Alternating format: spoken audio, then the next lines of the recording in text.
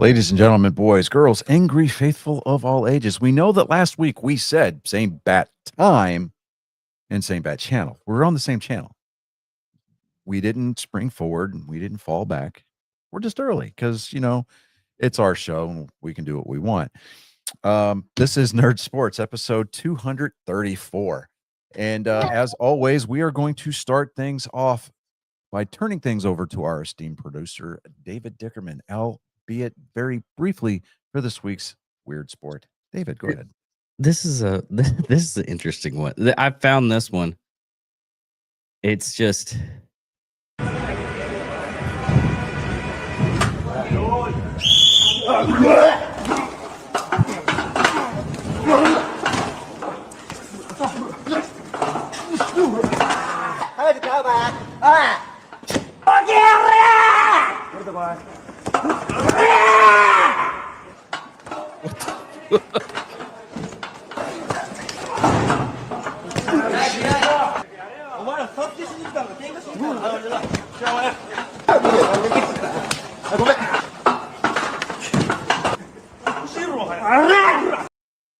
but yeah. Yeah. Cause you have to for that, it's called monkey bar wrestling. Mm-hmm.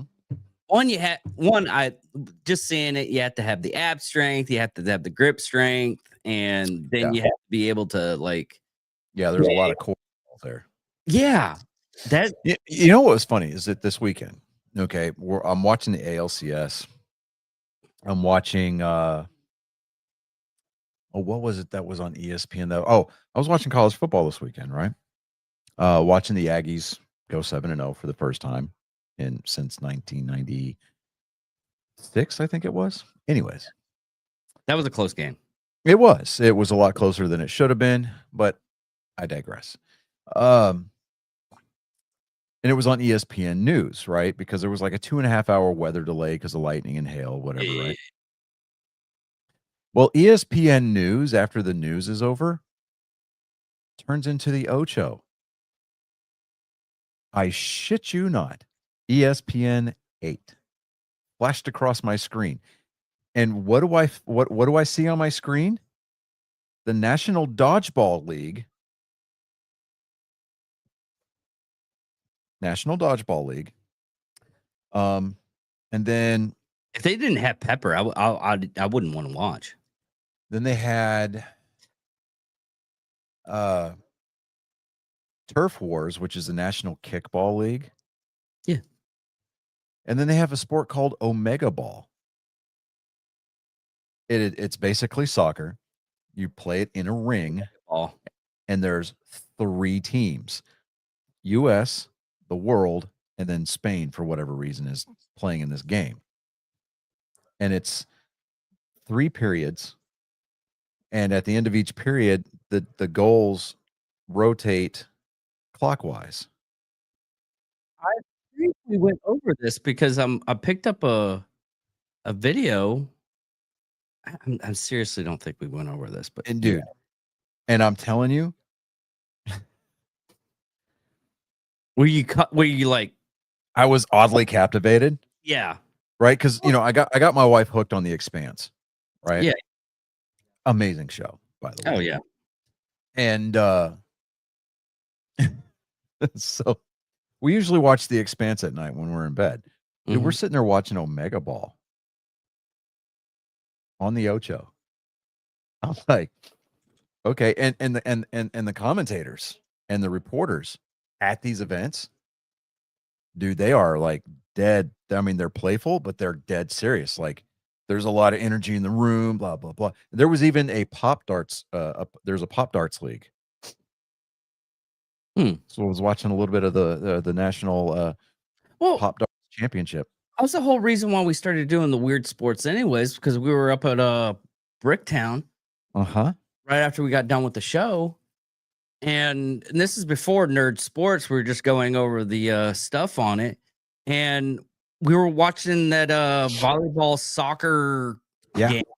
Yeah. And we were like, we gotta do a weird sport. Yeah, I foresee in my future though. a lot more of the Ocho being viewed in my home. We're talking about, and this is going to go in with like England sports centers. I wish our sports centers did this. Okay, I watched this, and it's one of the extra stuff that I wanted to put up. But this is England announcing an NFL game. Yeah. This is Dead on 4th and 7 with the game on the line. No timeouts remaining. 1:14. Tanner Engström. Oh, come on. The New York Jets, Justin Fields. What do you have in your locker to go and win this game of football? Fields stomps his foot, takes it. 2 receivers right, 2 receivers left. Under pressure. Jonathan Cooper brings him down, and he is sacked for a massive loss on 4th down. And the Denver Broncos somehow will eke a win out in London. The Jets will fall to 0-6. See, I would give anything.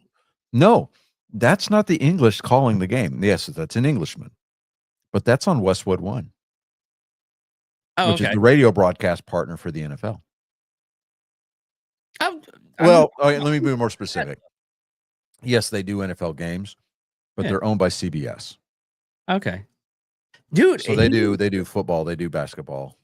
Yeah. They need to bring him over the pond, man. Because he is damn good. I was like listening to him. Like, yeah. I mean, how you call a game? I mean, it's like I introduced Colin to the concept of listening to hometown announcers, right? So we're listening Game 5 of the ALCS on Friday. Mm-hmm. It's in Seattle, so we're listening to the Seattle Mariner broadcast. And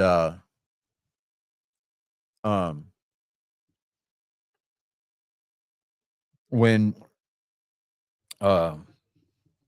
Suarez hit the grand slam in the 8th inning to take the lead for Seattle, the call was amazing. I mean, the dude literally, he's like, get out your cutting boards because it's grand salami time, right? Oh, when that grand slam was hit, the Puget Sound Seismic Observatory, right? Mm-hmm. They had a station set up at T-Mobile Park. Okay. To read the seismographs from around the area, right? Because Puget Sound up there in West Washington State, it's right there on a tectonic plate. And the crowd at T-Mobile Park when that grand slam hit set off. It was read by the seismograph. Oh, wow. The fans in Seattle created a miniature earthquake. That is awesome. Yeah. Very awesome. That's like tonight's game, Houston versus Seattle. It's in Seattle. I will almost guarantee you that nobody's watching that NFL game. And if they are at that NFL game, the baseball game is on the big screen. It wouldn't surprise me. And on Monday Night Football, if the as a matter of fact, Yeah, I'm looking at right now. Because right now it's just the Tampa Bay and Lions, and it's the third quarter right now. Yeah. Okay. It's at 9 p.m. I don't know if that's going to be enough time. 9 p.m. Central, so.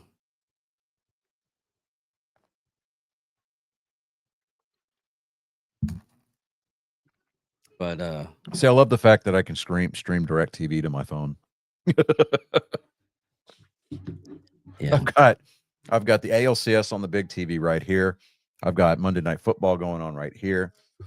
And here in a couple of weeks, when I move this back into my office, my iPad's going to get a lot of use in there. So, but we're going to piss off Johnny real quick. well, hold on. No, We'll Hold get on a into minute. getting. Hold on a minute. We will get there. Okay. We will get there. Right now, it is the two best words in sports. Game 7, right? Mhm. All the sports, Game 7 is unrivaled. It's unheralded, right? Football, as great as that sport is, they don't have a best of series, right? They don't. So they can't have a Game 7. Oh, so we have the Super Bowl. Good for you. Okay. Baseball, basketball. Yes, even basketball. Hockey, they've all got best of 7, right? They've got a Game 7. Win or go home. There is no tomorrow after that, right? So right now, Game 7 up in Toronto. Games tied 1 apiece. Oh boy. I even broke out the old Griffey jersey out of mothballs. It doesn't fit me anymore because I bought this thing. This was the first thing that I bought with my Army paycheck. Really? Yeah. I called my mom for basic training whenever I got my first Army paycheck. I told her, and this is to tell you how wildly out of control prices for merchandise has gotten. This is an authentic jersey, right? Authentic, not authentic replica. It is an authentic jersey, right? Because you can see the stitching on the back. Yeah. In 95, this King Griffey Jr. authentic jersey cost me $65. Jesus. Brand new. And it's not a knockoff. Okay. Nowadays they're like 250. The authentic ones are north of that, Yeah. right? But when so I called my mom, and Champs Sports down there at what used to be the mall in Wichita Falls had a Griffey Jr. jersey. I'd been eyeballing it, right? Because yes, I'm a Red Sox fan, but I've always been a Griffey Jr. guy, right? Yeah. So I told my mom, I was like, before I shipped out, I said, I'm going to call you and I'm going to have you come down here and get this. She goes, that's a lot of money. I said, what am I spending my money on? Right. So, I mean, I'm a 17-year-old kid. You're getting paid on the 1st and 15th of every month. I'm under lock and key, right? Most I'm doing is spending money on a haircut at that point, right? Yeah. So, that first paycheck, absolutely. I called my mom up. I was like, hey, because, we still had access to the phones before then. Yeah. And because I hadn't even gone downrange yet. I was like, go down to the mall and get that jersey for me. And she's like, what size? And at the time, I wore a large and it fit properly. Yeah. Not so much now. I cannot button this thing up because I'm 47, right? Yeah. And I'm north of 250 pounds. I'm working on that. However, when I try to button this thing up down below where the camera can see, I look like a can of busted biscuits. Yeah. So, not buttoning this one up. Not anymore anyway. But yeah, go ahead, David. Bring it up. All right. This is just a thing I found searching the web on my time off. You would see a lot of ball players drinking coffee, which is a weird choice of beverage, you would think. But what a hot coffee did is it kicked in the speed.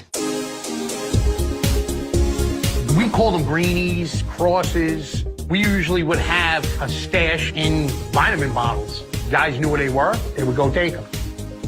Max always teasing, these are gold, you can't have them. I would say 90% of that team took crosses. Baseball's all about long. As a Red Sox fan, and as every Red Sox fan knows, the 86 team definitely was on some PEDs, right? Yeah. They were hopped up on meth. They were hopped up on speed. Talk about Bill Buckner all you want. I don't put that series at the feet of Bill Buckner. I don't, because that was game 6. There was game 7 that could have been won. But I think, home run Seattle. They have just taken the lead 2-1. Woo woo. What's up? Okay. Anyways,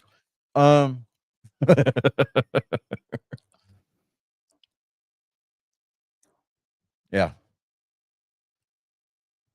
You can't tell who I'm pulling for in this series, right? Yeah. And they got Cal Riley, the big dumper. He's up to bat now. Anyway, so we don't talk about the 86 series. And there's no reason for us to go back and be like Yankees fans and commiserate about things that, yes, we've got Bucky fucking Dent and Aaron fucking Boone.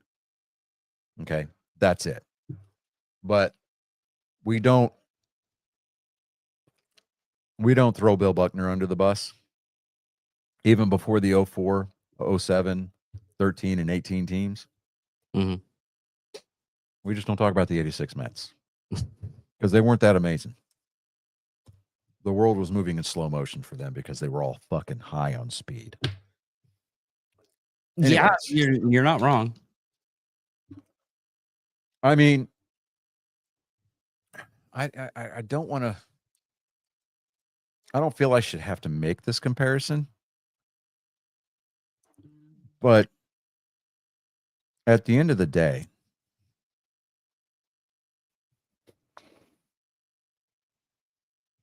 history will not favorably smile upon the 86 Mets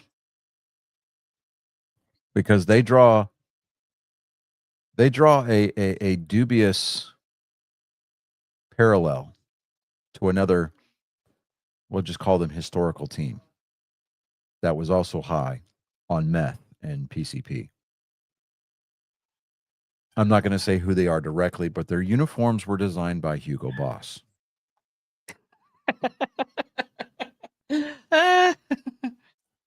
So draw your comparisons there. Do with that information as you will.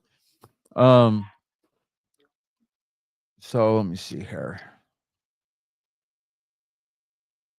Well, we got one more video to key up for NFL, MLB. That one woman talking about the if the Dodgers. Yes. Let's go ahead and do that. Okay.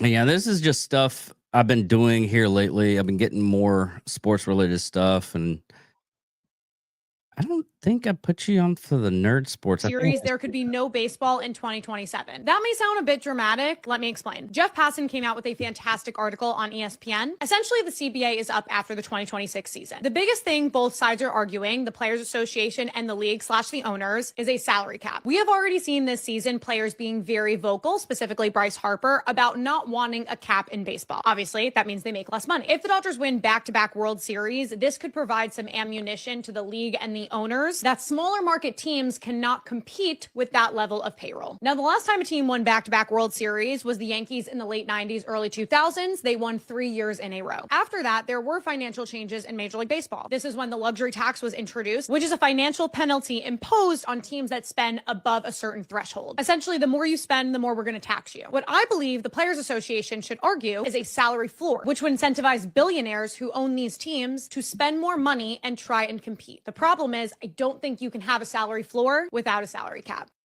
Thoughts? Okay. If you have watched this show for more than... Why am I freezing like that? I don't know. Okay, there we go. If you've watched this show for more than 5 minutes, you know past episodes, past weeks, past months, past years even, I have always stated that I think that Major League Baseball needs a salary cap. From the standpoint of the fan, right? If it wasn't for VetTex, dude, I would not have been able to go to as many Major League Baseball games that I have been able to go to over the past 4 years. Yeah. Okay. Well, Baseball, look becoming unaffordable. Okay, Fun fact. here, Fun fact. go ahead. Once the postseason starts, the teams and the markets that those teams play in are no longer the deciding factor on ticket prices. They're not. Major League Baseball takes over and playoff pricing is immediately installed. Okay. So season ticket holders, obviously, they get first dibs. They get some kind of a discount from the team because they're season ticket holders. But single game tickets, depending on where you sit in that stadium and depending on what game it is,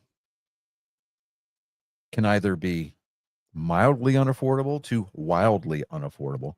And I think that a lot of that is due to the fact that salaries, being what they are in Major League Baseball, have gotten grossly out of control. People like Scott Boras, the agent to a lot of different players, does a lot more harm to his players than he does good, just by simply due to the fact that he's got, these 9-figure contracts going out for multiple years. I mean, if I'm not mistaken, I think he's the agent for Shohei Ohtani. I know that he's the agent for Alex Bregman. Jordan Montgomery. I know that he was Alex A-Rod's agent for a very long time until A-Rod retired.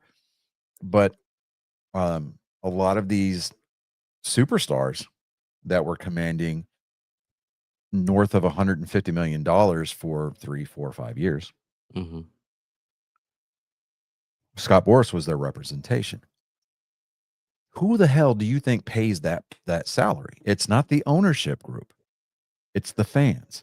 It's the ticket prices. Because if you look at a lot of the larger market teams, New York, Boston, Houston, I think is now considered kind of a large market. LA, specifically LA, specifically New York. Even on the Mets side. Yeah, they share the same market as the Yankees. Hold on. The size of their payrolls is directly proportionate to the amount of their to the price of their tickets. Yeah. Here's an example.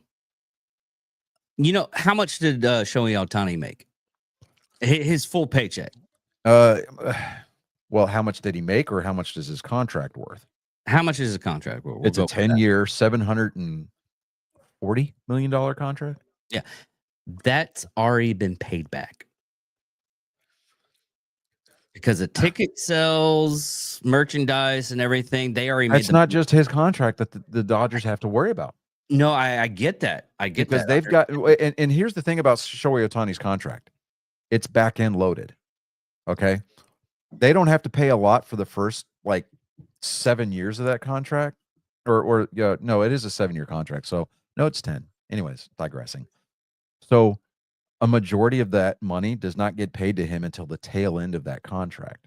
No, you're totally right. But they already have the money there set aside. They already made it back. And they made it back within the year. That's where the example. How do you think they made that back, though? Ticket prices and everything. What do you? Go look up go look up the price of a single game ticket for Dodger Stadium during the regular season.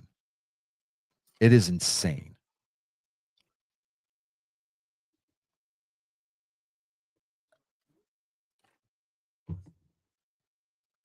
I'll say the same thing about Dodger fans, the same thing that I've been saying about Yankees fans for years. It's kind of their fault because they're the ones that are still putting themselves in the seats by buying those tickets. You want to bring your ownership group back down to earth? Huh.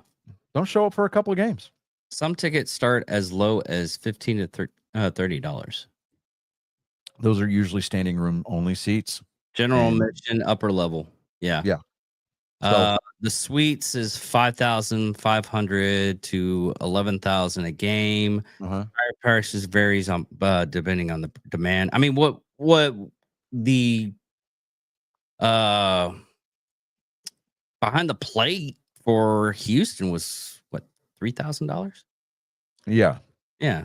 Now those prices almost double during the playoffs. And that was on VetTix. Well, no, VetTix, you can't buy the tickets through VetTix. The way that VetTix works is you get a donor that donates a lot of tickets, like a batch of tickets, and it's usually in the upper nosebleeds, which is completely and totally fine Mhm. because it gets people in the seats. Those tickets have already been accounted for by the club, so that counts towards that, towards the attendance. Okay, towards the paid attendance. But what I like, especially at Daikin Park, where the Astros play, Mhm. yeah, I'll get my tickets through VetTix, and it's going to be for the upper level. But the day of the game, I get to the ballpark, I can scan a QR code that is all over the ballpark, and I can upgrade my seats. And I usually pay like an extra $86 or something like that to move down to the 100 level. So, and it just depends on the availability of the tickets. Can I get 2 or 3 seats together? That kind of a thing. So that's fine. I mean, you look at the price of Red Sox tickets, and I know that within, I'm going to say 3 years, I'm going to have my boys on a plane with my wife, and we're going to go to Boston for a trip during the summer because I want to go to a live game at Fenway. And I know that that is going to be an expensive endeavor. One, because we've got a ton of boys. Yeah. Two, I know that tickets to a Red Sox game, comparatively speaking, from New England economic standards, they may seem affordable, but by the lower cost of living here in Texas, they're a little exorbitant. Yeah. So I know that I'm going to have to save up for that. So, but getting back to the salary cap issue, I do think that baseball does need the salary cap, and she brought up an interesting point that you can't have a cap floor without a cap ceiling, or a salary cap without a salary floor or whatever. And I'm completely on board with that idea, because these guys, they are putting their bodies out there, and they're very, very hard on their bodies. Yeah. And yes, I know that the argument can be made, well, the money should be going towards teachers and veterans, blah, blah, blah, or military, whatever. I get it. Do I think teachers need a raise? Absolutely. Do I think our military needs a raise? Absolutely. But these guys are professional athletes. I'm not saying that they're better than anybody else, because they're not. Okay. They're just physically gifted. They're freakish examples of genetics. That's all it is. Okay. So, and they work hard at what they do. Okay. They have drive, motivation, and yes, natural talent. Wow. Damn. Seattle's pitcher tonight. I mean, yes, he's already given up the 1 run, but dude, he's been lights out. He's the last 2 innings have been 1, 2, 3 innings. Yeah, that's good. So we're not gonna jinx it. We're not gonna talk about that. I just, feel good, feel confident. Let's go. Okay. Right now it's 21-9 Detroit. And according to our pick sheet for this week's games, Chris and Colin were the only ones to pick Detroit so far. So, yeah. Anyways, will we ever see a salary cap in baseball? I think the day will come when that does happen. Do you think we'll get props? No, we won't. Because one, we're not pretty enough, and we don't wear skimpy outfits making TikTok videos talking about relevant issues as it relates to professional sports. I mean, Not to take away from her talent. Oh yeah, I can. Not to take away from her talent. I'm sure she is a lovely, intelligent human being. I wouldn't say that. She's an Avalanche fan. You can see in the background. What's the saying? We can't all be perfect. Yeah. So, there's that. So, But it's just one of those situations where I think that it's time that baseball has a salary cap, and the players that have got most of those large contracts in place already, I think that they can be grandfathered in. I just think that moving forward, teams need to be subjected to a salary cap because the game needs to become more affordable again. Now, you look at football tickets they're ridiculous, right? They're ridiculously priced. But there's fewer games in the NFL season, right? There's 16, 17 games in an NFL season versus 162 plus the playoffs for baseball. But I mean, if you instill a salary cap in baseball and to make the tickets more affordable, you're going to see more sellouts. You're going to see more people at the ballpark just by virtue of the fact that they're able to afford going to a game. Yeah, I still don't understand how Carolina it still has a team. Because we've who has a team? Carolina. Oh, Carolina. Yeah, the Panthers. The Panthers. Yeah. Well, they've been playing some pretty decent football here lately. So yes, but they still don't have people in the stands. I get that, but and going and even selling the tickets for like $1.85. I mean, I swear it would have been worth it for us last year to for all three of us to hop on a plane and fly to Carolina for a game, and we still would have come out ahead. The plane would be more expensive than the tickets. Well, yes, I'm saying that's a given, but considering what it would cost to go see a game at Jerry World or what it costs to see a game at NRG Stadium, we still would have come out ahead. Yeah, we would. Okay. We could probably get, with the stadium being as empty as it was, we could get behind one of the teams playing and then just sit there. I mean, we could have even sprung for a lower section. We could have sprung for a lower section. Tickets for a lower section probably would have been $25 a piece. No. We would spend the $1.85. End up having to go all the way down behind the players, and the players would probably end up talking to us just because they're bored with the game. No. Like, hey, it's not like Arena League football, dude. You're not right behind the bench. There's a good 15 yards behind the bench before the stand starts. Behind the bench, but we're gonna, dude. Okay, here's the thing: we could get behind the players, and when they're about to kick, move all the way. Well, you couldn't. I could get all the way back, behind the goalpost, and get us a ball for from the kicker. If they kicked the ball there. Properly motivated, I can still move pretty nimbly. Not as nimbly, but there's just got to be proper motivation involved. Yeah, okay. Okay. Like a high intensity life and death situation. I can move with this. I can move with the quickness. If there's, if there's a home run ball to be fought over, I'm in there, right? It's mosh pit time. No, I'll drop an elbow on the kid just so I can get my hands on the ball, and then I'll give it to him. And then all is forgiven. But could you imagine that catching one of those balls and Carolina, one of the Carolina players, hey, I'll sign that for you. No, dude, I don't want to devalue the football. Oh, no. I'm not gonna be like that. No. I'll be like, yeah, sure. Get the whole damn team to sign it for me. Be all good. Yeah, I mean, pop up that football like what, 2 cents?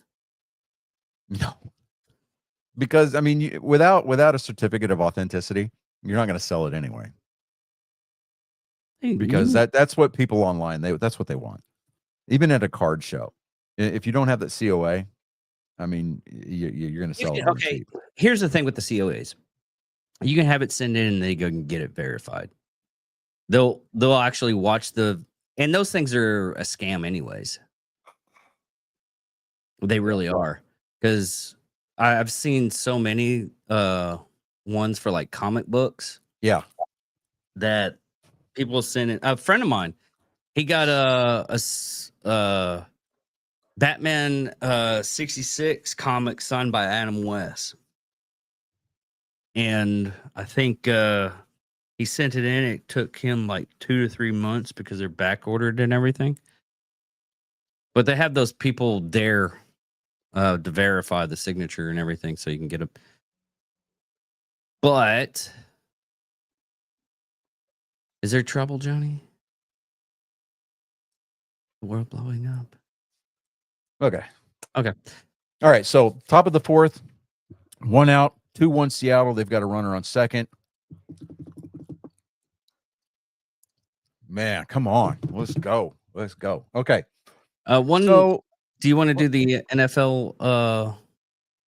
Well, we're about to launch into that so we can get these picks done. All right. So, what we're looking at here, this past week, it wasn't terrible. It wasn't terrible. And okay. It wasn't. There were certain. It wasn't our worst, but it definitely wasn't our best. Okay. As the picks, I'll go with the pick. As the picks, we pick decent. So There as were it stands right now, that were just gut wrenching. So, someone stabbed us. Like as it stands right now, I'm at 8-5 for the week. You're at 7-6. So is Chris. Colin is at 9-4 so far for the week. That's not counting tonight's games. I wanted to pick Detroit. So, yeah. And the reason why we don't have Colin on the show tonight is because he's actually working. He has a job. Our Spartan of comedy has a job, earning money. The Mountain Man, we should have addressed this at the top of the show. I feel like really we've done a disservice to our panel members, but we were getting into he's recovering from we'll just say a medical procedure because that's the minimum necessary without being a HIPAA violation. Yeah. So, we're proud of Colin, and we'll send our thoughts and prayers out to Chris for a speedy recovery. Because as I had David state to him through text message before the show, there's no fucking excuse for him to not be here. But he feels that it is, and I'm willing to bet that his woman probably feels the same. So we'll give him a pass. Just this one time. Anyway, so moving on. All right, so what we're looking at, first game of the week, we had Pittsburgh. Go ahead. Let's do the referee thing first, so we can have go for it. Go over. Yeah, go ahead and pull that up. Because everybody says the NFL, there's theories that the NFL is scripted, and this is gonna go for the people that are scripted, but I don't care. I enjoy the chaos. The script writers are real? No, and I still don't, but I'll tell you this right now, like when I was in Green Bay for 8 years, like I don't want to make headlines here. I felt like, and a lot of guys on the team felt like, not maybe in the moment, but when you look back, that yes, like we did get some benefits of doubt for some calls. And whether that was the Des Bryant not catching the playoff game or some other issues that happened, some other plays, like we kind of felt like we were getting the benefit of the doubt because we were a premier team. I'll tell you one thing though, we were nice to the refs. Like Mike McCarthy was a great coach, and we used to come in on Wednesdays and he would put up the list of the referees that were reffing the game, and this guy does this, and this is his profession. He's got kids and he's got grandkids, so there'd be TV timeouts where you go talk to those guys, try to butter them up a little bit. It helped because I'm not kidding you, Rico, like you laugh at it. I would go talk to the back judge and he would be like, hey, you kind of held him a little bit. Next time I'm probably gonna have to throw it, and be like, oh, thanks, Jeff. Like, yeah, I know I kind of held him a little bit. I think I had one holding call my last 4 years in Green Bay, and then in Detroit it was like 3 holding calls. And people were like, what's going on? I'm like, listen, I'm doing the same thing I've done my entire career. And I'm not trying to create a conspiracy here, but like I've been blocking this way for 5 years now. And your team it's with Aaron just getting Rodgers. called against against me now, and like you don't buy into that. And I think the Lions players and the coaches, like, they're not out to get you. They're not out to favor a team. They might duck the flag a little bit if it's a close play and might say, okay, like it's got to be really egregious for us to throw one. But yeah, I would say that being retired now for what, 6 years, like you watch some games and you're like, that's weird. Why does it keep benefiting one team and nobody else is getting these calls? Yeah. So Yeah. I love the spin and the damage control that the NFL is trying to put on this. You know, it's like, we'll cover that on Wednesday. yeah, it's amazing. It's amazing to see. But yes, it's, you know, living here in Texas, it's almost religious doctrine to talk about how much bullshit it was that it was ruled a non-catch by Dez Bryant. Oh, right? yeah. Okay. And I'm not even so much of a quote unquote Cowboys fan. I did want Dallas to win that game. Yes, that is true.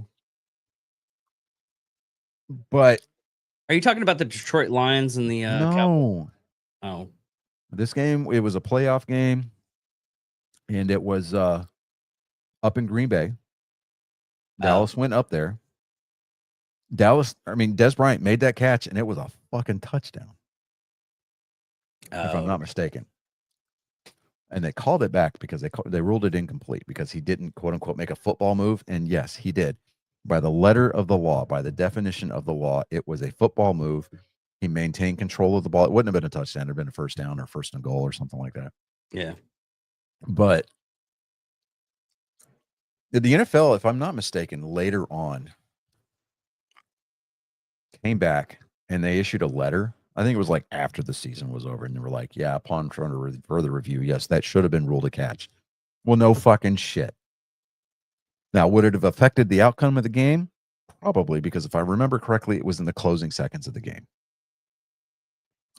And it may or may not have led to a go-ahead touchdown by Dallas. That's all I'm saying. It's water under the bridge at this point. But hearing it come from a Green Bay player, specifically bringing up that Dez Bryant catch, makes you kind of think like, okay. But,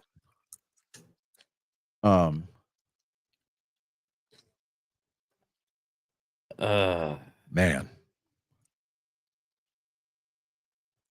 Okay, so get back to these picks. Yep. First game of the week was a Thursday night game.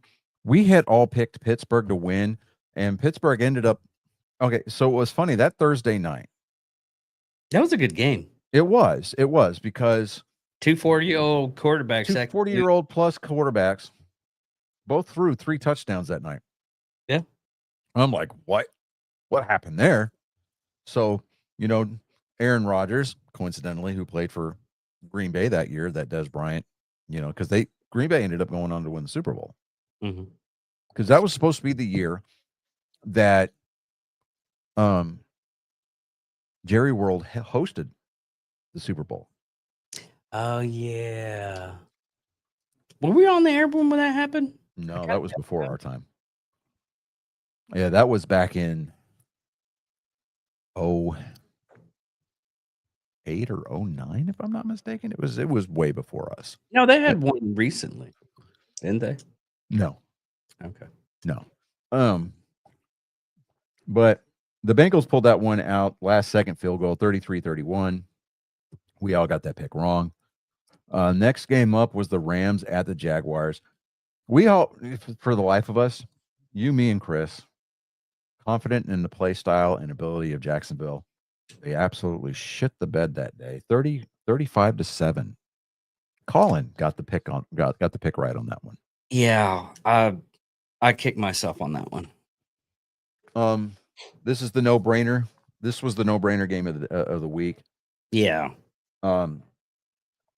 Saints at the Bears. We all picked Chicago. Chicago definitely won 26-14.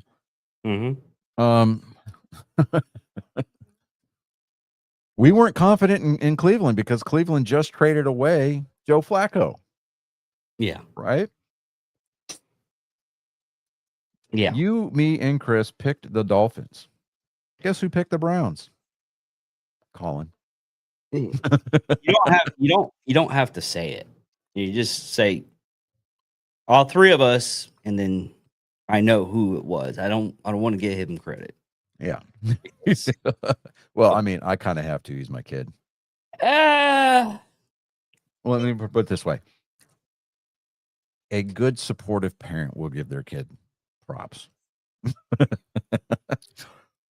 You've given your daughter props. you got I'm giving him props. you got to do it to where you won.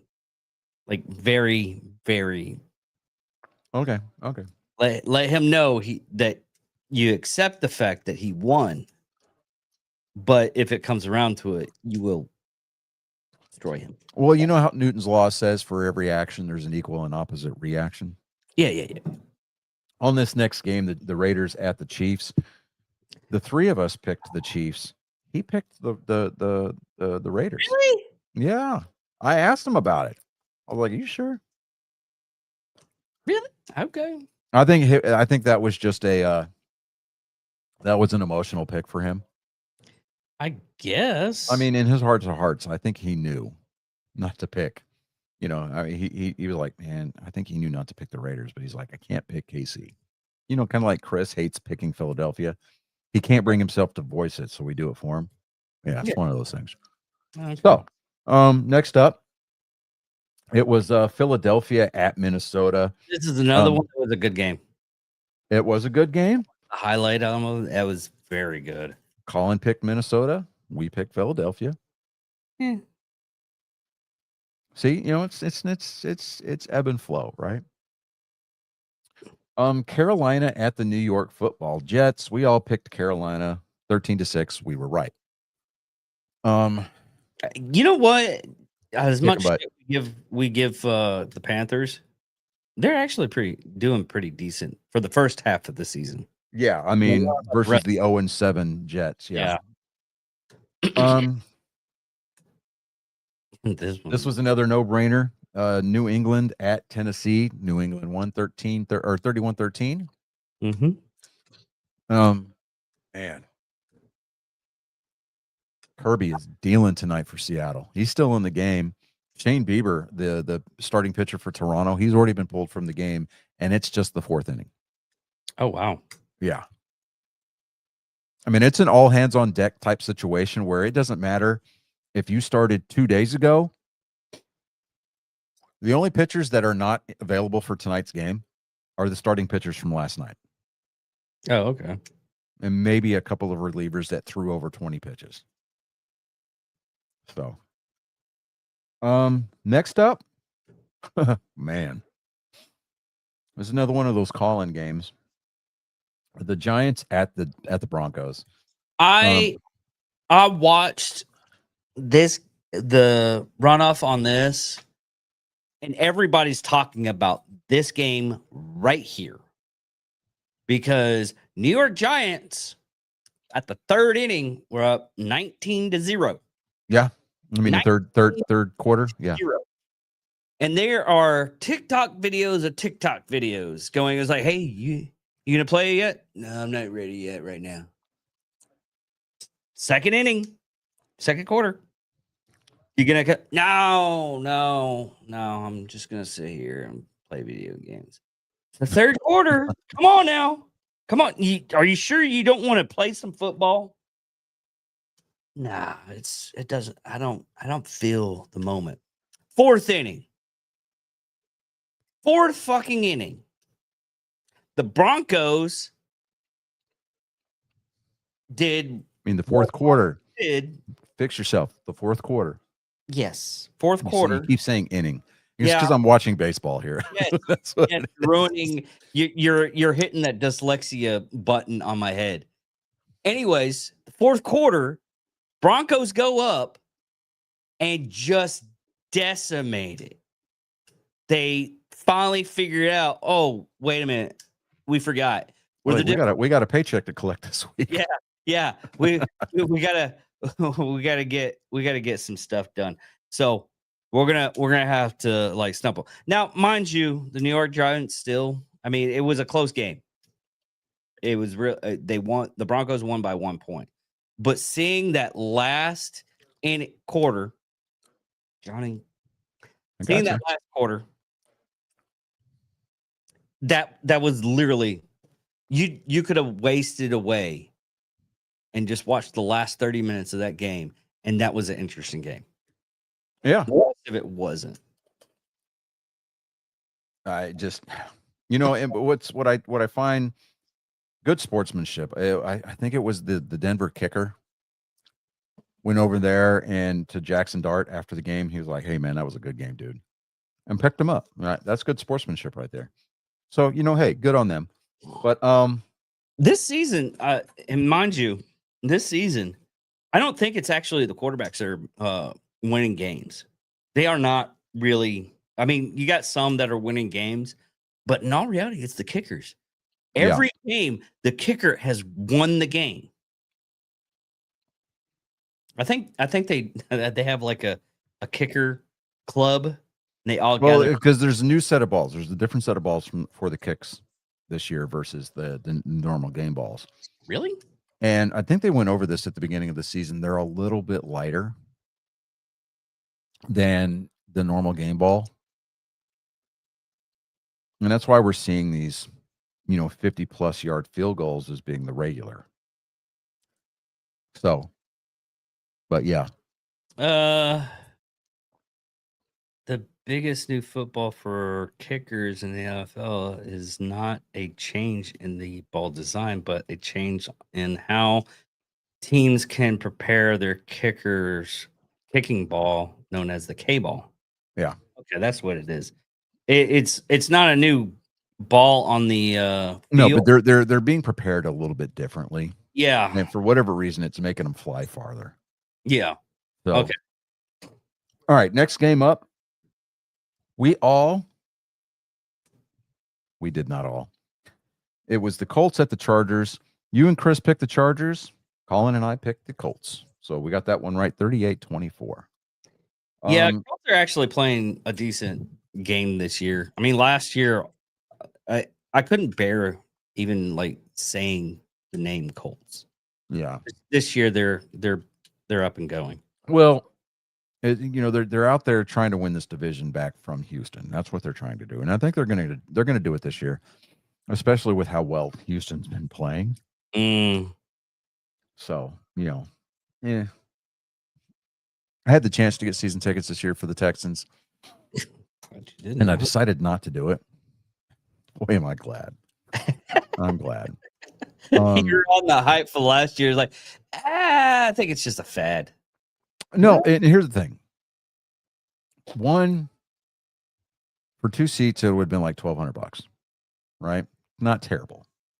Yes, No. I could have made my money back on a lot of these games by selling the tickets third party. But I'm like, do I really want to take the chance on that? No, I don't. So maybe if they have a semi-decent year, they still have a winning season, they just don't make the playoffs, the season ticket prices come back down to earth a little bit, that kind of deal. But moving on, Packers at the Cardinals. We all picked Green Bay. We all won. Yeah. You and Colin picked Washington.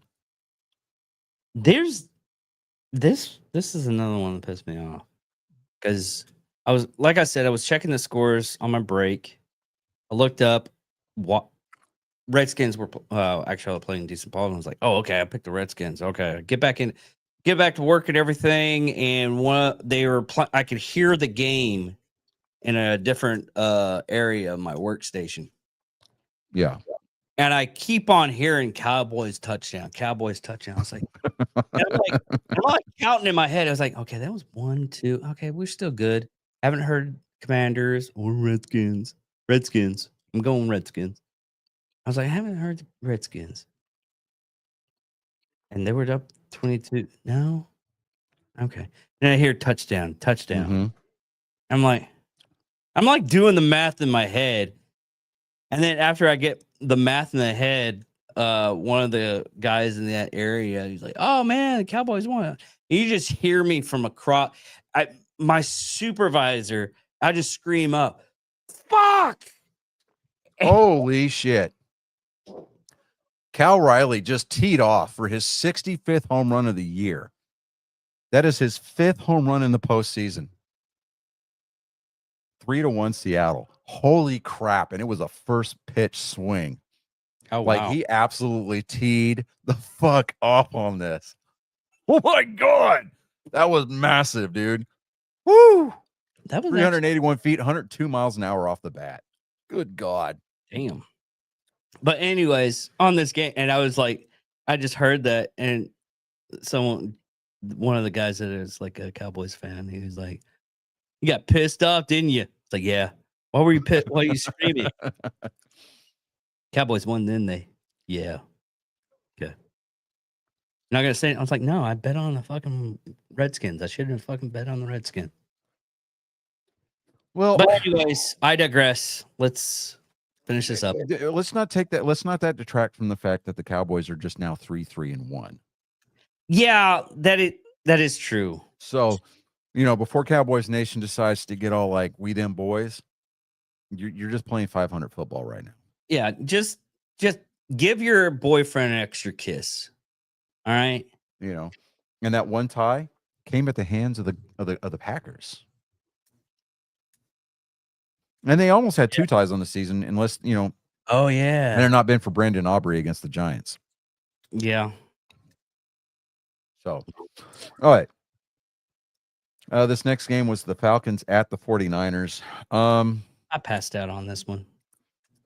But you were the only one that got it right. Yeah, I know. But I was watching the game and I passed out. I didn't get to watch the full game. I had to watch the recaps. And by the way, those NFL recaps, Yeah. you don't even have to watch the game anymore. You don't have to watch the full 2.5 hours of the game, the pre-stuff and everything, unless you want to watch the full game. You can watch like 30 minutes and it gives you the whole entire game for 30 minutes or less. Yeah. I'm loving it. I'm actually, you don't even have to tune into Sports Center like you're cooler than the other side of the pillow. yeah. Oh, come on. For those of you who know that reference, Okay. All right. So, that was it, except for tonight's games. Yeah. Right now, I really, with 11:20 in the fourth quarter left to go, it's 21-9 Detroit. I wonder if they're going to have, here's a wonder. Okay. I wonder if they're going to have like, I bet you could probably look at a live view of tonight's game for the MLB and the NFL, just the roads there. Well, game 7 right now is in Toronto. So they're playing in Toronto. Oh, are they? The Monday Night Football game is in Seattle. Oh, okay. Yeah. So, I thought the Mariners were playing at home. no. As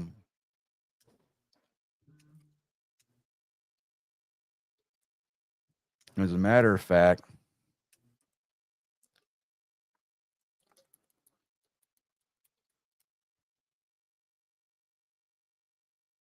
they're doing a live look-in report.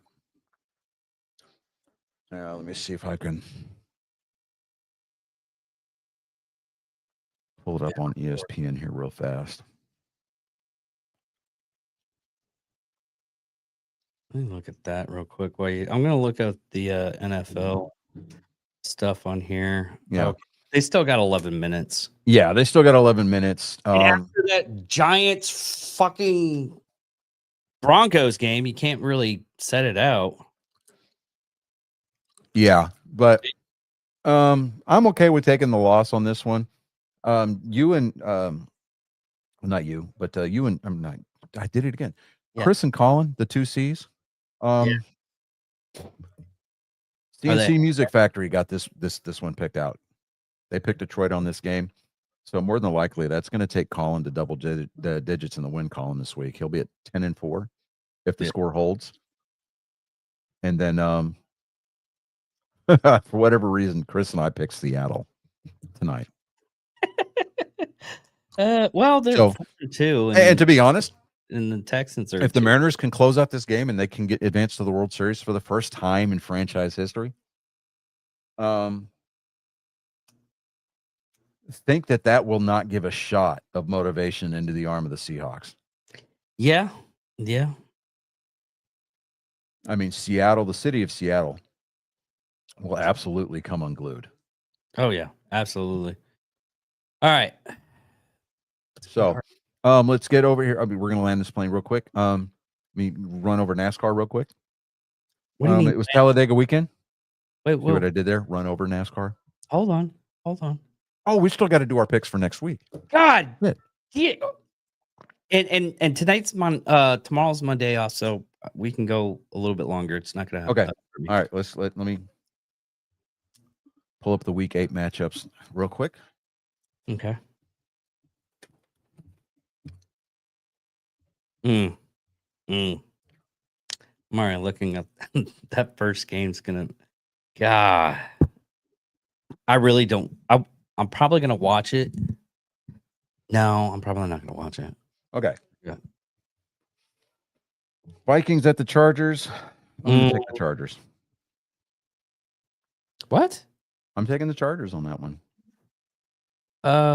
Which? Oh, okay. Never mind. I was looking on. I don't know why, but I was looking at week 9.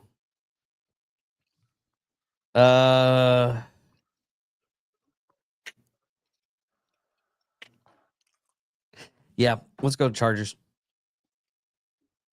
Okay. Next up, we've got the Dolphins at Atlanta. I'm going to take the Birds on this one. Yeah, I'm gonna go with the Birds. Now, I say that. No, you know what? That is going to be week after next. Oh, the next not this coming week, but next week. They're The going to Thursday night game. I was looking at it, I was like, really? Well, week 9, Atlanta's playing in Germany. Oh, okay. And No, I'll say it this week. Thursday I'll night. say it this week. And I'm going to reserve the right to say it for next week too, when we do our picks. But I'm not going to pick Atlanta to win their Germany game. And here's why. The last time a team in Germany that had their major color scheme being black, white, and red, it didn't fare too well for them.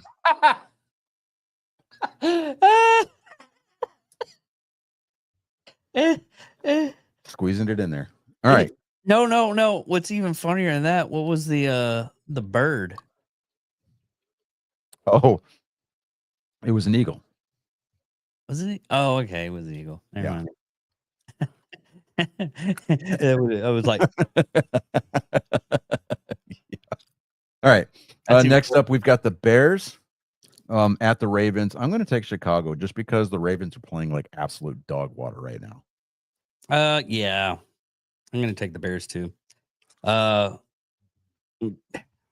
Surprise. We've been talking shit about them for like 2 to 3 now 4 years. And they finally get a good head coach. Yeah. That's what I was talking about last year. After that trade, I was like, Bears might actually make it next year, Yeah. and I was right. I'm glad I'm happy I'm right, because it's like the Cowboys need a good head coach and just get rid of the general manager. Their head coach is okay. Yeah, McCarthy's actually pretty good. No, it's not McCarthy. It's Schottenheimer. All right. Oh, Schottenheimer. McCarthy was Schottenheimer's good. McCarthy got fired. yeah. Okay. All right. Now,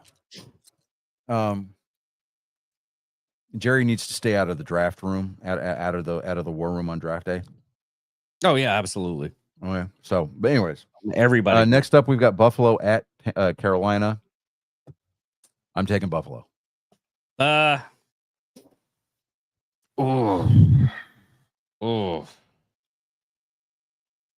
Buffalo's too good of a team to lose 3 games in a row.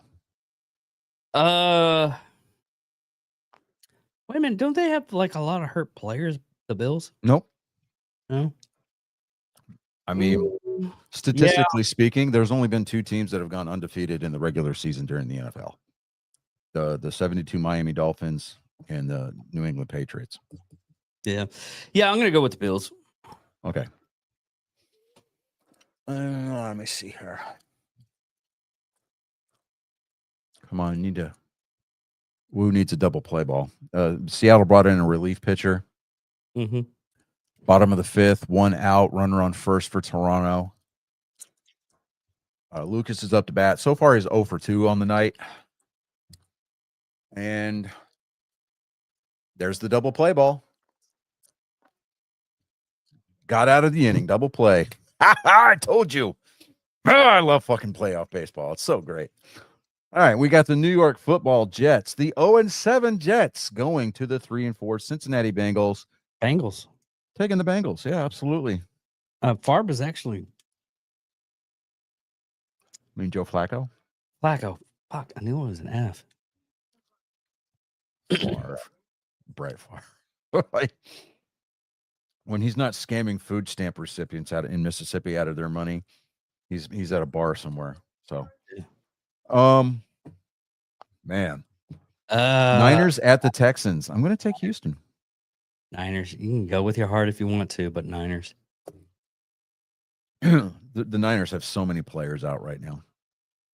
This is true, but they're still winning. Okay. Browns at the Patriots. I'm going to take New England. Yeah. Hey, Pats. The New York Football Giants at the Philadelphia Eagles. That's the rivalry game. I'm gonna love that to death. Watch that. That's one. But the Giants were the ones that beat the Eagles earlier in the season. 2 Granted. weeks ago. Granted. You still taking Philadelphia? I'm still taking the Eagles. Fly, baby, fly. Man. What did that taste like?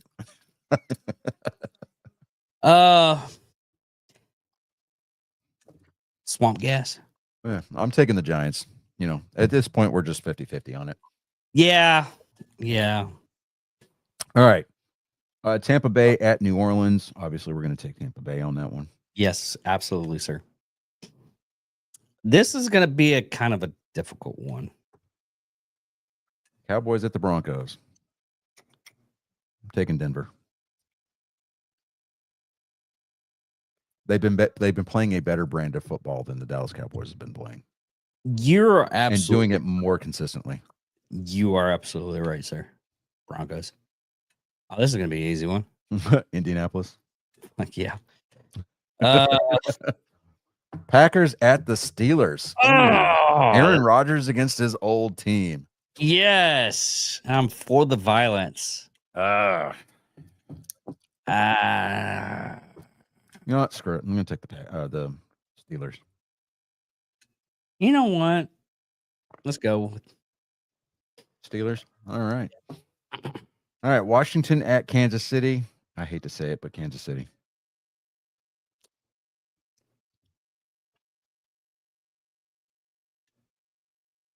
I hate to say it, but it's a Monday night game. It's prime time. The NFL officiating crew is not going to let Kansas City lose on Monday night.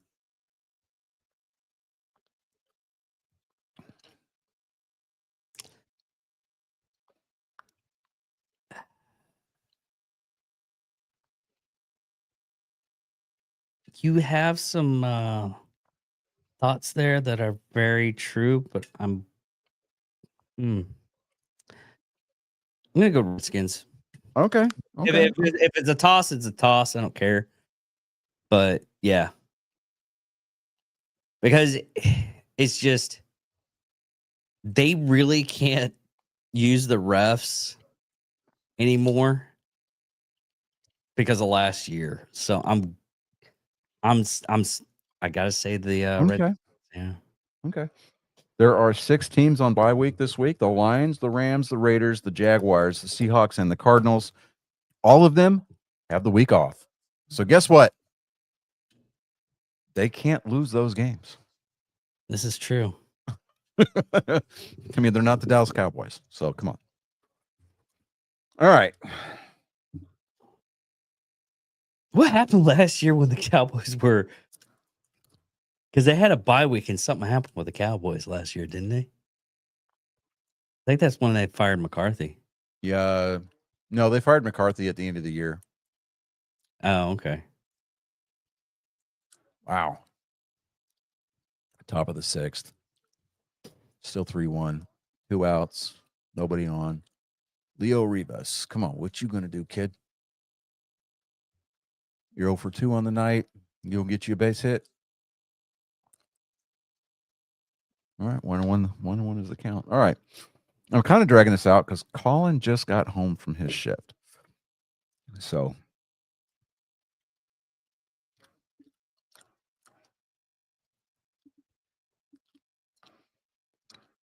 let me see something here.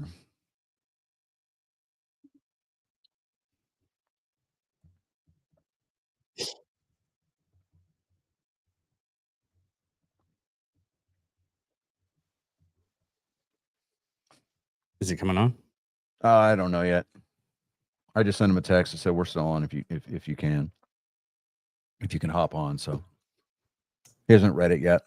Let me go over. NASCAR. Yeah, NASCAR was This is the What? last. Is this the last? there's 2 races left. Yeah. Yeah. They were in Talladega this weekend. And that race is always eventful. So it's not about when the big one will happen or if the big one will happen, it'll be when the big one happens, right? So multi-car wreck actually occurred pretty early on in the race. So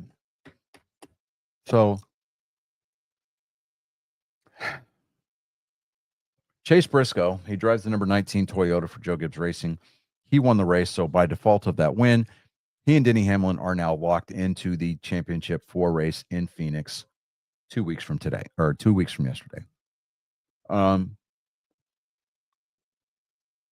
Your running order is Chase Briscoe, Todd Gilliland, Ty Gibbs, Bubba Wallace, Cole Custer round out your top 5. Carson Hocevar, Tyler Reddick, Christopher Bell, Zane Smith, Brad Keselowski, Shane Van Gisbergen, Daniel Suarez, Ross Chastain, John Hunter Nemechek, and Ryan Preece round out your top 15. Joey Logano, Michael McDowell, Casey Mears, Kyle Busch, and Ty Dillon, your top 20. Anthony Alfredo, Austin Hill, Ryan Blaney, Denny Hamlin, William Byron, Kyle Larson, Austin Dillon, BJ McLeod, Alex Bowman, Chris Buescher is your top 30. Now, the reason why your Hendrick Motorsports drivers finished so far down in the finishing order, they were actually competing for the win coming into the last turn. Kyle Larson had to duck out of the pack because I guess he lost control of his car or, he was being pushed down or something. But William Byron was set up for a top 3 finish, right? Mm-hmm. Bubba Wallace decided to run out of talent right there in the tri-oval and turn down into some cars. I believe, if I'm not mistaken, Bubba Wallace actually finished the race sideways, or at least a little bit out of control. He wrecked out a lot of really great cars, a lot of strong cars right there just before the start-finish line. Cost William Byron a lot of points yesterday. So, Why is that? By virtue of his finishings, look at that. Hello, Colin. Hello. My boy is here. What's up, dude? I'm going to go over NASCAR real quick. And then while you're here, we're going to go over the picks for next week. And you can give us your picks. Is Chris not here? Right off the bat. So far, you're winning last week's picks. No, yeah. Is Chris not going to be here this week? No, he had that procedure. He's recovering. All right. Right now, Seattle is winning 3-1 Where did he go? Mm. It was a little bit crunchy, and then Oh, it's because he was eating. He was getting food out of a bag. yeah, I know. There we go. I don't know what happened. It literally I wrapped out on me. don't know. Bottom of the 6th, 3-1 Seattle right now.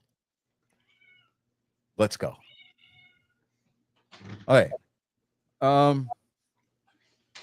But as it stands right now, the I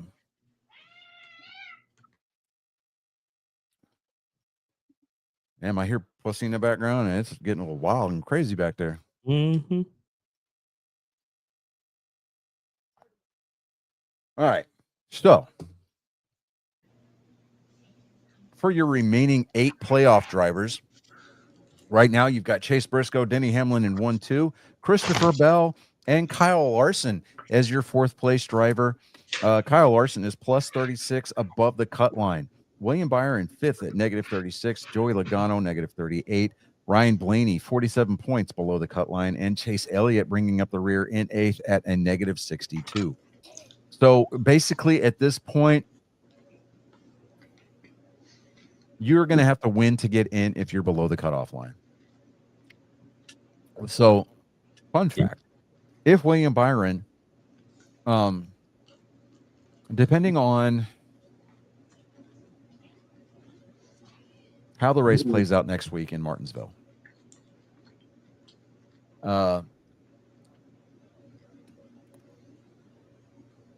there could either be 1,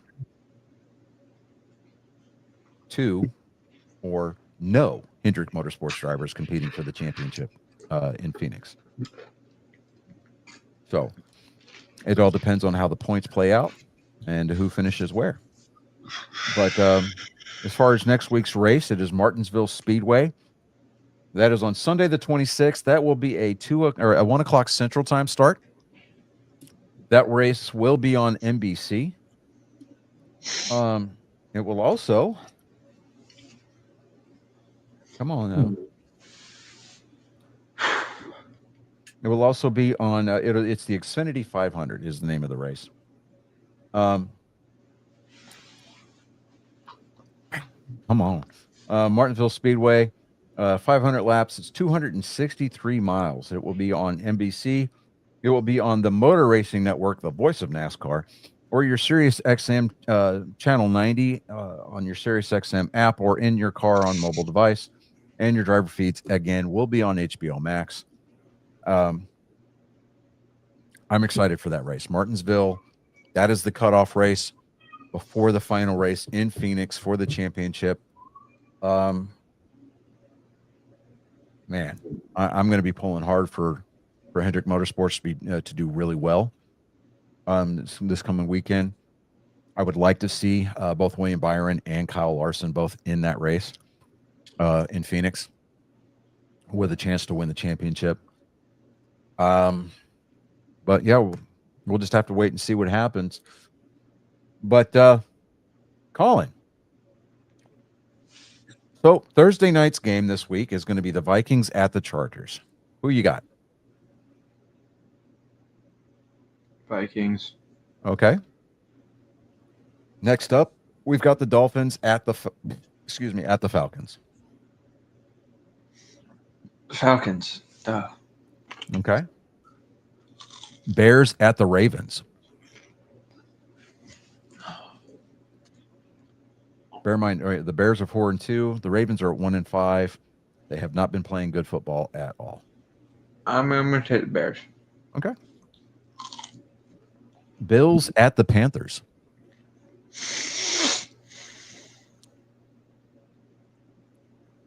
How the Bills been doing recently? They're 4-2. Panthers are 4-3. The Bills are still going to be that front runner for the division. They're going to make a really good deep playoff run. I think, in my opinion, they're just too good of a team to drop 3 games in a row. I'll do the Bills, I guess. Okay. Got the Jets at the Bengals. Bengals. 49ers at the Texans.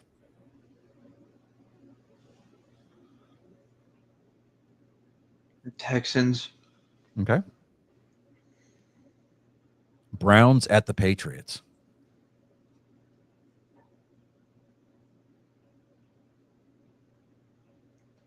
You see, on one hand, there's the Cleveland Browns, Right. and on the other hand is the New England Patriots. Was this the Who Gives a Shit? No. No. No. Oh, it gets worse. It gets much worse.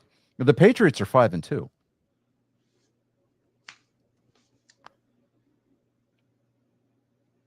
It's the Cleveland Browns, so I'll go New England. Okay. We got the New York Football Giants at the Philadelphia Eagles. Eagles. The Buccaneers at the Saints. I'll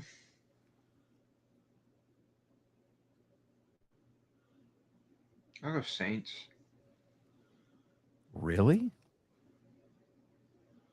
The 1-6 Saints hosting the 5-1 Buccaneers. Oh, okay. Well, I guess Buccaneers. I guess. Okay. It's like, dude, I can't do that to you. I can't let you do that. Cowboys at the Broncos. Broncos. Titans going to the Colts. Colts. Packers at the Steelers.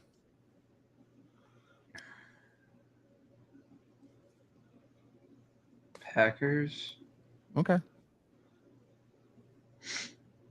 And we've got Washington at Kansas City.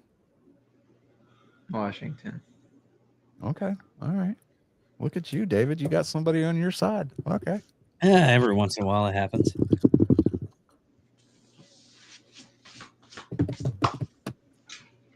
That is the end of 6 innings. It is still 3-1 Seattle. Let's go. Okay. Oh, man. Stop getting excited, Johnny.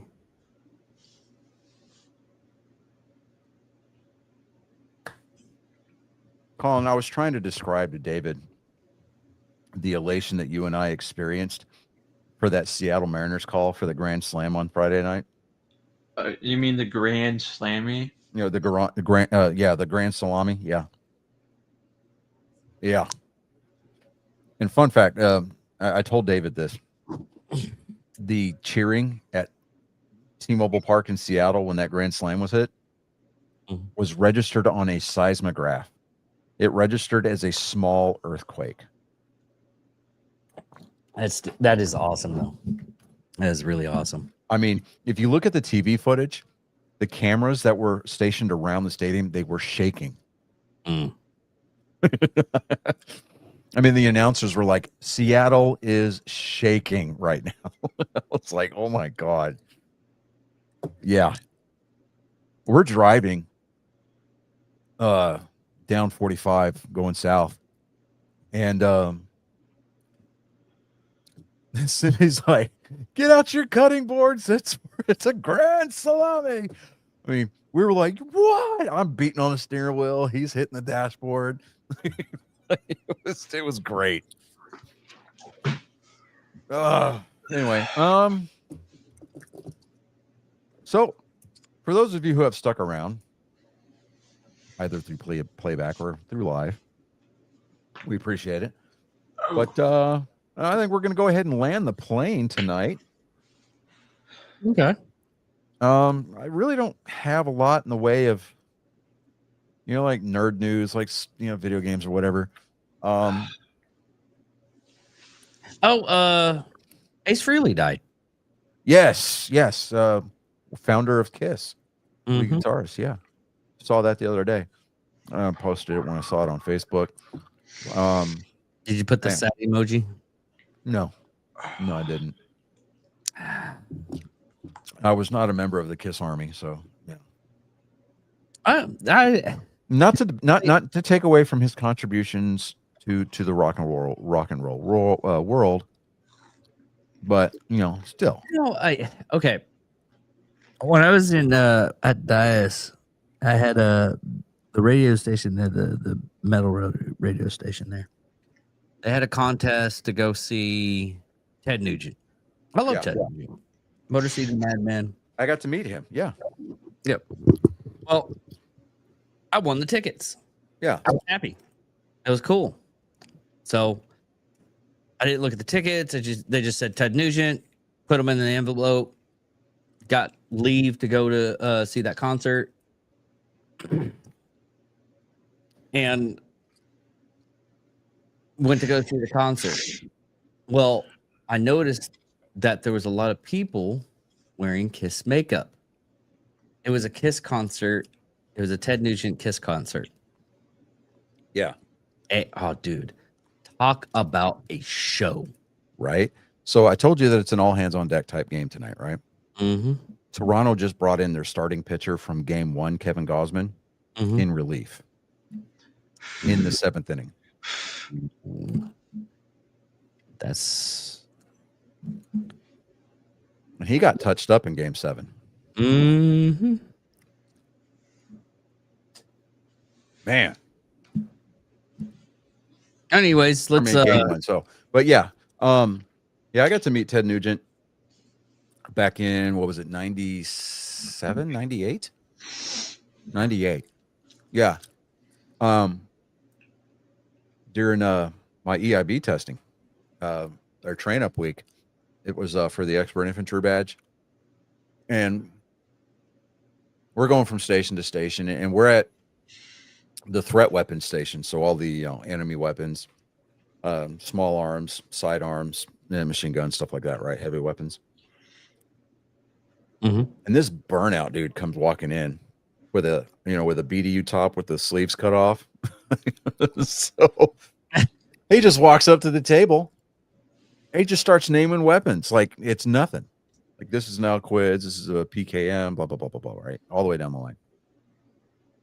And for a second there, I was like, back in my head, I'm like, who the fuck is this guy? And then it dawned on me. I was like, holy shit, that's the Motor City Madman. That is Ted fucking Nugent right there. And some of my buddies were like, no, that's not fucking Ted Nugent. Who's Ted Nugent? I'm like, oh my God. And I had another one of our guys, big, huge Ted Nugent fan. He's like, oh my God, dude, you know who that is? I was like, yeah, I do. So, he put on a concert on Post that night. So a few of us got to go. That was pretty wild. Yeah. He just sat around talking about just hunting stories and just stories from the road. It was pretty wild, man. Yeah, what's really strange is you think of rock stars having the rock star life, and dude is a saint. I mean, you say some really fucked up shit over the internet. He's down to earth. Yeah, he's a conservative, and he is very pro 2A. Yeah, and he doesn't really drink that much. His drinking choice is hunting. Yeah, yeah. And he does a veteran hunting trip every year on his ranch here in Texas. Yeah, hopefully I will go. It's the first double play that Toronto's been able to turn all night long, and the crowd is cheering like they just won the game. Oh, really? Yeah. Wow. Anyways, ready to land it? Yeah. All right. So without further ado, ladies and gentlemen, boys, girls, angry faithful of all ages, I get to go see the president's kid on Thursday night, Donald Trump Jr. But I would be remiss if we didn't hear from the man himself. So, ladies and gentlemen, the President of the United States. There was once a pirate, wonderful pirate. He was a terror on the high seas and a demon in the sheets. A credit to lesbians everywhere, really, a great lesbian pirate. Her name was Bearded Clam. She really was wonderful. Anyway, as she used to say, as she plundered both booty and pussy, scissor me timbers. And with that, you become privy. You've become indentured. So be here next week, same time, same bat time, hopefully. Same bat channel, definitely. I'm Johnny Skelton. I'm David Dickerman. I am Colin Skelton. Folks, you don't have to go home, but you can't stay here. So,